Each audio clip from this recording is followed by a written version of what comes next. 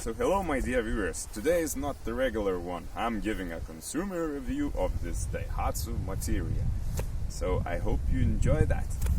So I guess if you are watching and you are interested in this car, so you are like me, and I think I'm gonna put you on a right track about this car and how to, use that and have no problems, because it's kind of rare product in here in Europe. So let's jump in. So we're gonna try to do this by hand because I'm in quite a noisy environment and I'm terrible videographer, have no hardware and whatever. But I think you don't need that because you still need information about this car. So this is a completely ordinary hatchback. Just it has unusual Japanese styling here. So I think they were Daihatsu were really crazy to bring up this model here in 2006, because I don't know what people thought about that when it was new. And yeah, I think they thought that this is crazy people's car and whatever. It might be more regular in black, but yeah, I think the best color for this car is this green. It's still okay in white, and I don't know, the others are too dull, like black and dark brown, I guess, or cherry brown, I don't know. Those colors are not the best for this car, so if you are looking one, try to find this color, like green one. And mainly because this green was the main color when they marketed this Daihatsu in Europe here. So yeah, they knew that too.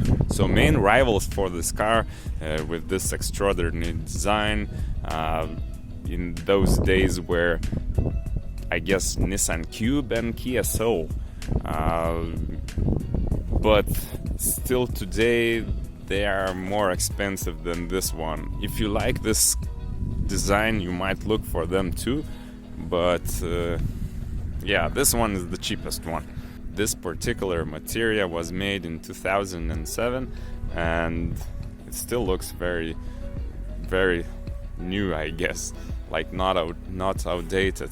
So technically, for the car that was made in 2007, this is like flawless car. Had very few problems here. Replaced the CV joint, but that was relatively cheap, like 12 euros or whatever. So extremely cheap.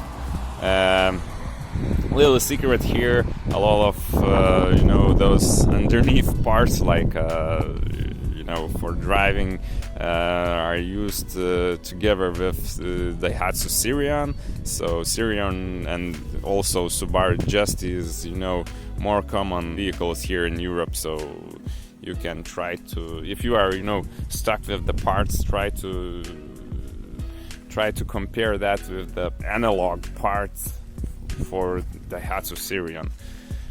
And so yeah, as I mentioned before, this is completely regular hatchback. Just it has this, unusual design here for us in Europe. But if it was in Japan, it would be, really not that crazy in looking, because their cars in Tokyo look all the same and look like this car. Not much to see here. Quite small 4-cylinder 1.5 engine. Not much to do here. Just regularly change your air filter, oil, put some washing fluid here, and I don't know. If you look to a deeper side, you just need to change the spark plugs, but they are iridium, so you need to change them every 100,000 kilometers. So yeah, that's a lot of kilometers to do before changing. Yeah, look what the inside looks like. Yeah, completely regular one. A lot of black cheap plastic here. Yeah, so these plastics, they are black. Oh, they're cheap. They're everywhere. We have this cloth armrest here, but everywhere else plastic. Oh, plastic door. Yeah, plastic here, plastic there, and it's hard and it's cheap. It kind of looks okay, but it's cheap, and yeah, it's plastic here, there, and there. This is not real leather, so yeah, not the premium quality. This is not real leather too.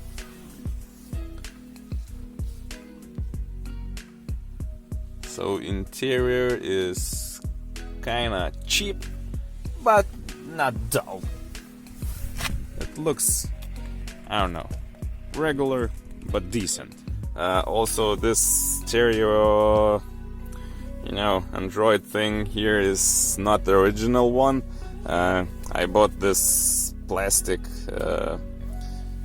frame here on internet, and just replaced that with the universal one, because the original stereo is, let's say, crap, not the best one. So this is better, but still not the best too. So you can put quality one if you like music, but in my case it's more than enough. Yeah, this is the regular stuff too, and manual. And I don't think you can get a climate control here in Europe for this car, because I don't know, Daihatsu was like a cheap brand here in Europe. These are speakers, like high tone one, so I kind of like this part here. Looks good.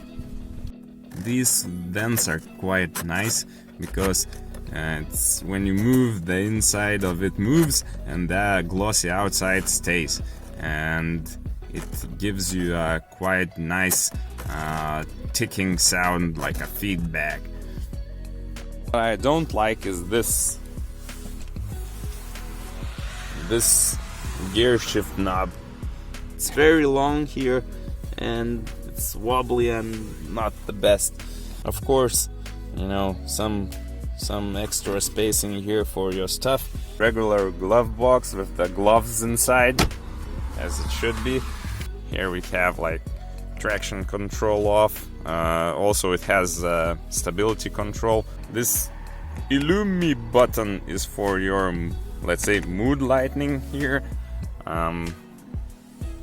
So nothing here, of course, because it was cheaper to build a center placed speedometer because it was a Japanese car, and if they thought about bringing this to European market, they saved some money, because you can put a steering wheel here on that side and you don't need to change this center piece here. The second thing that I like most of this vehicle, apart the looks of it, it's feeling inside.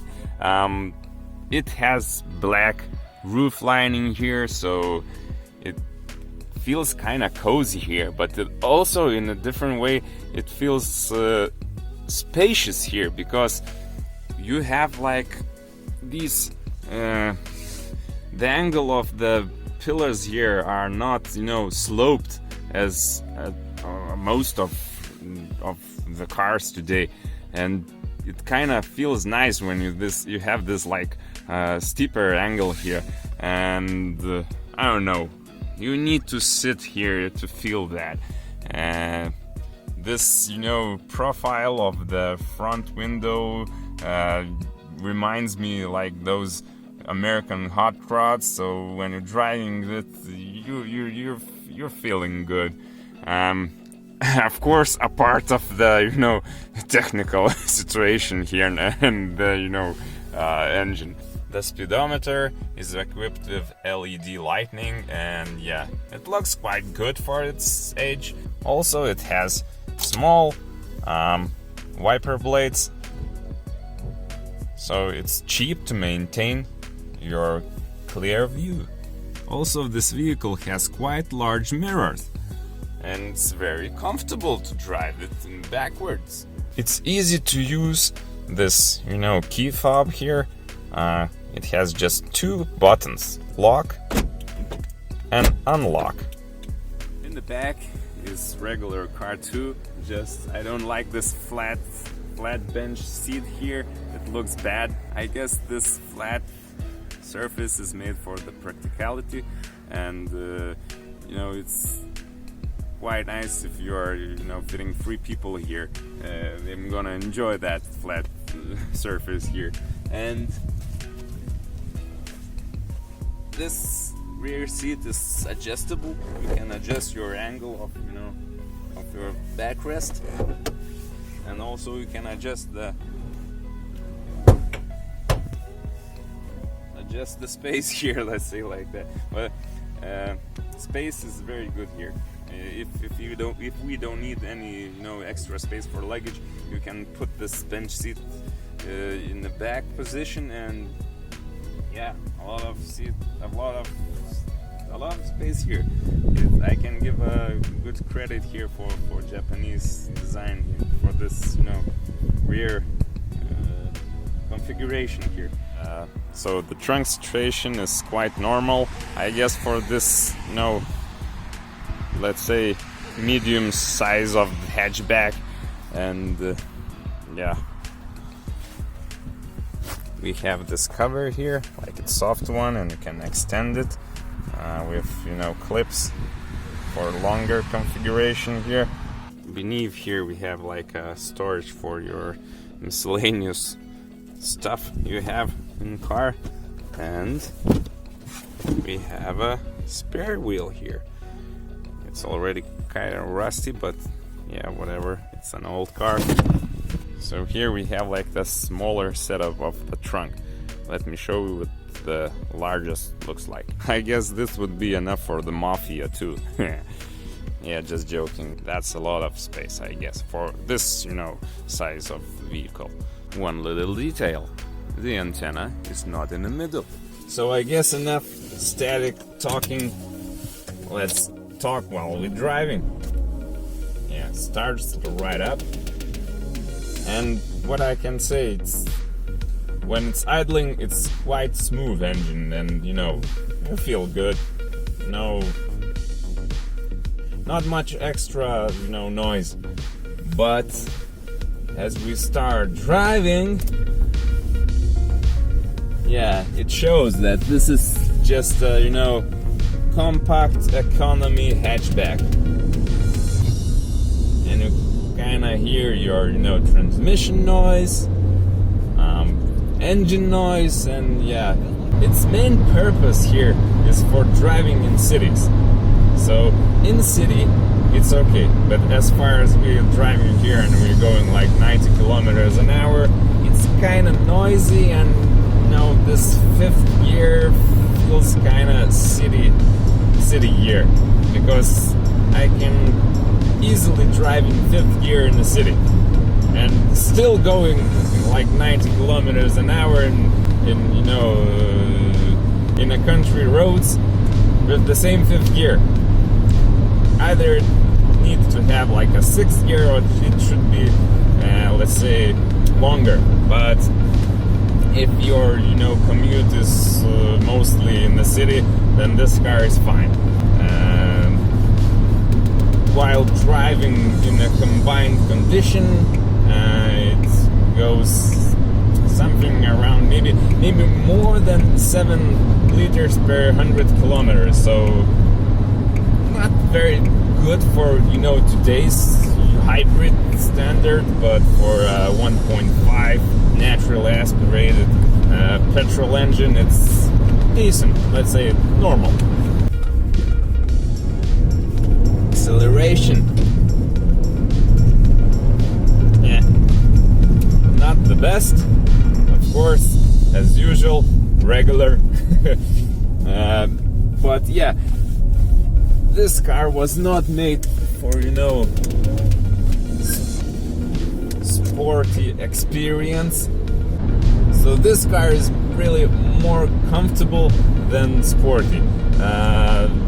It's soft. I would say for this side it's extra soft.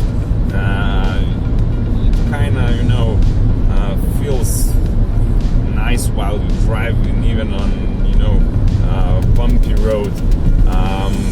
But if you're looking for, driving experience, nah, this is not one. Not this car. It has this is like a larger engine because it also was equipped with 1.3 engine, so avoid that, because this 1.5 equipped with variable valve timing is still not peppy. I don't know, it's kind of vague and it's not the best. But if you are, looking for regular driving, yeah, that's enough.